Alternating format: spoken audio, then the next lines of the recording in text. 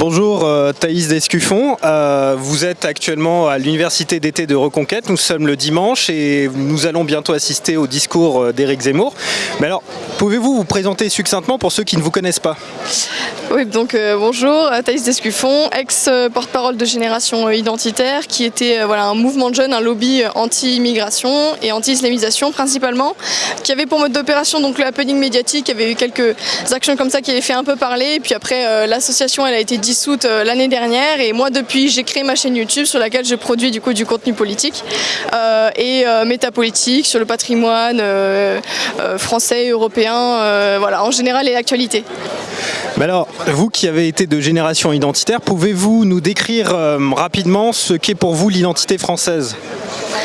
À l'identité française, en fait, j'ai presque envie de dire que quand on est véritablement français, c'est même pas quelque chose qui se décrit, c'est quelque chose qui se ressent.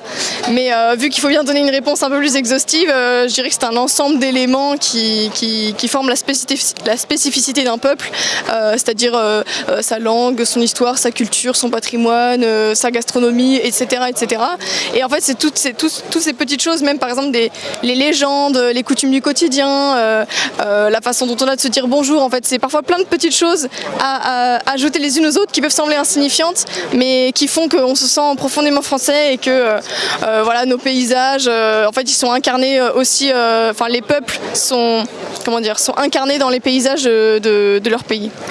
Alors, vous n'êtes pas sans savoir qu'en politique, il y a concrètement deux partis de droite et qui défendent l'identité française globalement. Il y a le Rassemblement national et Reconquête, mais vous, pour vous, quel serait le meilleur parti pour le défendre ? Après, j'ai plus d'affinité politique et intellectuelle avec le parti de Reconquête. Moi, c'est celui que j'ai soutenu pendant les présidentielles. Donc pour le coup, c'est vrai qu'Éric Zemmour porte le discours et la pensée identitaire. Le mouvement identitaire attendait impatiemment un candidat comme Éric Zemmour. Et maintenant qu'on l'a, on était un peu plus heureux. Mais il faut quand même dire que Marine Le Pen pèse énormément électoralement.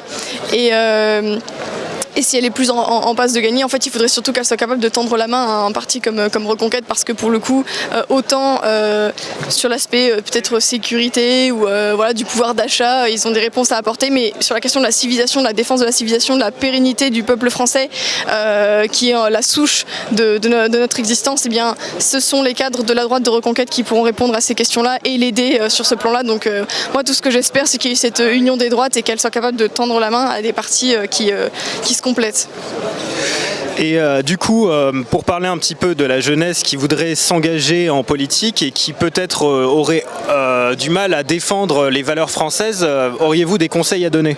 Des conseils déjà, je dirais qu'il faut toujours affirmer ce qu'on est, mais le faire quand même en connaissance de cause. Ça sert à rien de se cramer ses études, se cramer son boulot, etc. Il faut mesurer les apports risques et en fonction de la situation dans laquelle se trouve, être capable de faire son coming out politique en fait, et utiliser son coming out politique comme justement un outil d'influence autour de soi, parce qu'on est des gens normaux. Le dire ouvertement montre bien que on n'est pas des marginaux, on est des Français comme tout le monde qui ont tout à fait raison et le droit de penser ce qu'on pense. Donc voilà, le conseil serait de réussir à affirmer ses idées, mais quand on est étudiant, réussir quand même d'abord à avoir une situation stable, parce que parfois il y en a peut-être qui peuvent se lancer comme ça, tout feu tout flamme, à vouloir crier haut et fort leurs convictions à la fac, et puis après avoir beaucoup de difficultés à trouver un travail derrière. Réussir à savoir sur quel pied danser, et en fonction du coup le jour opportun être capable pour le coup d'avoir le courage de dire hautement, haut et fort ses idées. Un dernier mot pour la fin ? Un dernier mot.